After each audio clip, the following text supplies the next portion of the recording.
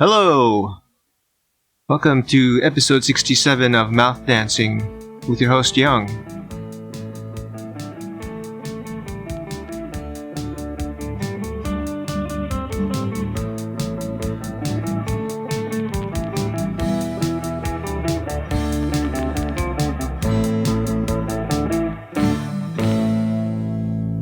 Thanks for tuning in. Today I wanted to talk about drugs, specifically drug trafficking. I think people have it in their minds, like the image of a drug trafficker is usually a gangster of some sort, right? You know, maybe a person who's in a street gang, or the local, dealer who's dealing drugs on the corner. And then up from that, they think probably the main level is like the boss of those people, the gang leader, like maybe the mafia. And then there's the cartel. And people think, yeah, those are pretty much the main drug traffickers in the world, right? Well, let me let you know something. It's not even close to the truth. Okay? The truth is being hidden from you. The truth is much more savage than that. And way more fucked up than that, okay? The truth is, the main drug traffickers in the world are the big corporations and your government, if you're in a Western country. America and Britain were huge opium sellers. That's how they made most of their money in the 19th century. They flooded China illegally with opium. And they called this the Opium Wars. It wasn't really a war. It was just America and Britain forcing drugs on China, and then the Chinese government trying to stop that from happening, and then they called that a war. It wasn't really a war, though. It was just pushing drugs on China. And, America and Britain made a ton of money doing that. Actually, that money was used to fund development of America and Britain. Like Harvard and Yale, for instance, in America, in the early days of their founding, a huge amount of their funding came from opium money, from families like the Russell family, who made all their money through the opium trade. And they funded these Ivy League schools. Okay, I'm not making that up. Look it up if you want. I mean, the Harvard School newspaper even has articles about it, so it's definitely not made up. I don't think they would say that about themselves, right? After that, it's the CIA. The CIA basically continued doing the opium trade, but it was no longer in terms of the government directly doing it. It was intelligence agencies doing it.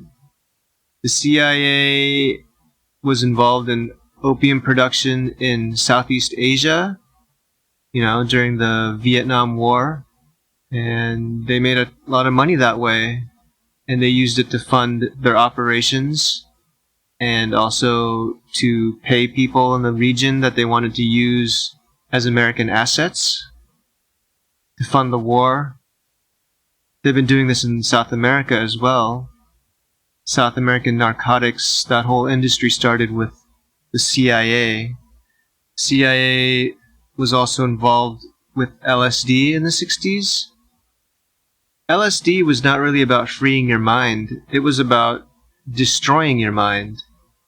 The CIA actually used LSD on leaders that they found threatening to their system. Like in other countries, even in America itself. They used it on people that they thought might spark a revolution. They would spike their drinks with it. And this is how they brought down a lot of people that were threats. There's also meth.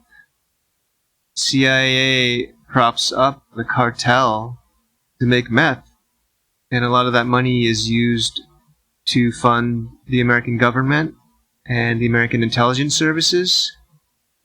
It's pretty insane if you think about it, right? And then there's also, the weaker drugs like alcohol all the main companies are like Anheuser-Busch, Diageo. They own pretty much all the alcohol you see on the shelves, or they produce it.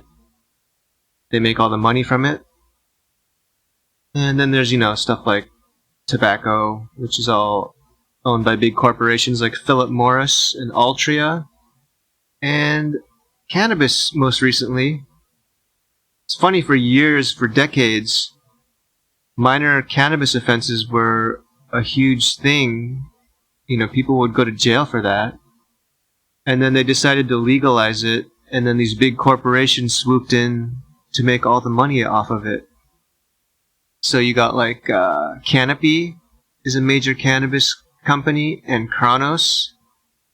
So yeah, I mean, you think that drugs are mainly produced by, or dealt and trafficked by, gangsters, but they're not.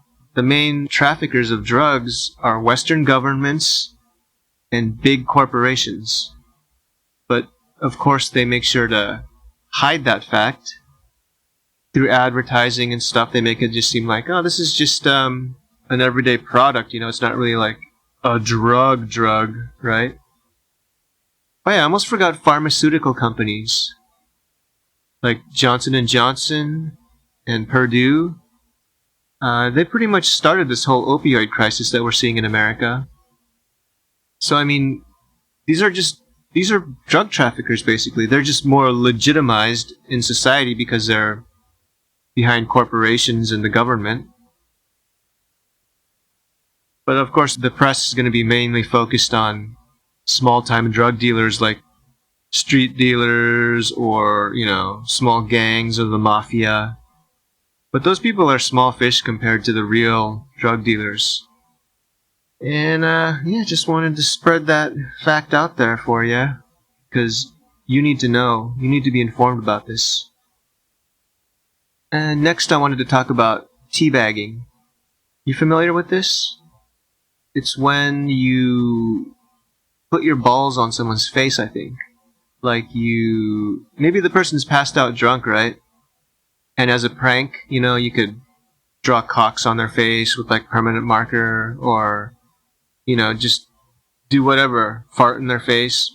But some people like to do this thing called teabagging, where they just put their balls on someone's face and they like slap them around with their balls a little bit. They call that teabagging. It's pretty vile and disgusting, actually. And I don't know, I don't even know who conceived of this, like who thought, hey, I'm gonna do this to someone. Must have been some sick fucking frat boy or something who thought that would be a funny prank. I mean, that's just, why would that even cross your mind that you want to put your balls on your friend's face? That's really weird. But anyway, my main issue with this whole term is teabagging. I don't think it's totally accurate because, first of all, a teabag is usually just one sack, right? But your testicles are usually two things. I mean, it's one sack, but there's two testicles inside. A teabag is one sack with like one lump of tea inside of it.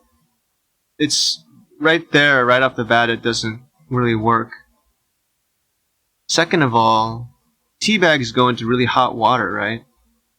But when you're, doing the other kind of teabagging, the slang term, there isn't any hot water involved. And thirdly, a tea bag usually has a string tied to it, right? With like a paper tag at the end, so you could get the tea bag out of the hot water. As far as I know, human testicles don't have a little string tied to them with a piece of paper at the end. I mean, mine don't. If you know anyone who's do have that, or if yours have that, that's kind of weird. I mean, I don't think that's normal human anatomy. So, yeah, I have a real problem with this term teabagging. It's totally inaccurate on so many levels. We need to come up with a better term for it. Like maybe ball dunking, that's probably better. Or, well, actually, you're not dunking them in anything. It's more like you're just lowering them upon something. So it's kind of like ball lowering. That's probably the most accurate term for it, actually. So, let people know about that and tell them to stop using the term teabagging because it's really inaccurate. And lastly, I just wanted to say I'm a little disturbed by some things I've seen recently on the internet. Things these days that pass for regular entertainment are things that used to be considered really freakish and weird, like, you know G.G. Allen, right? Infamous punk rocker who used to shit on stage and cut himself up with glass and, I don't know, just be naked on stage and just doing freaky, weird stuff. That kind of stuff has become mainstream, it seems like. I've seen concert footage of the singer. I think the singer was a woman and she was peeing in someone's mouth in the audience. I mean, what the fuck? And this wasn't even some kind of like underground, like weird punk show. It was a mainstream music act. And you also see people doing things like twerking, like during parades, where they're wearing just like a thong or something in front of like children and stuff. This is kind of G.G. Allen-esque behavior, isn't it? And it's become mainstream at this point. And I don't know, I don't mean to sound too prudish or anything, but I really don't want to see some middle-aged dudes, butt and balls and all that stuff, and I don't want to see him twerking. I know I could just look away or not attend the event, and maybe if other people are enjoying it, that's fine, but that's kind of weird that stuff that used to be considered so bleeding edge or extreme, like what G.G. Allen did, is just like normal now. Maybe some people would think this is a good thing, right? Like, that means we've advanced as a society, we've progressed. But I don't know. I don't usually go to a music show wanting to see a middle-aged dude twerking or a woman peeing in someone's mouth. That seems like stuff you'd want to see in porn, maybe, in the privacy of your own home. If I go to a music show or a parade, I generally want to see more or less wholesome stuff, like floats going by, and I want to listen to music. I don't care about the person's stage antics that much. I guess, sometimes that's part of the act or the artistry, but I don't know how urination fits into that. Maybe I'm just old-fashioned. Maybe I'm just behind the times, and I'm getting old. And I've seen some punk shows and things, and I never saw anything that disgusting or extreme. And I wouldn't really think that it enhances the show in any way or improves the music. And I'm not even a fan of G.G. Allen. I don't really like his music that much. So maybe that's part of it. I just don't get that really extreme stuff. Well, that's it for this week. Thank you so much for tuning in. See you next week. Bye.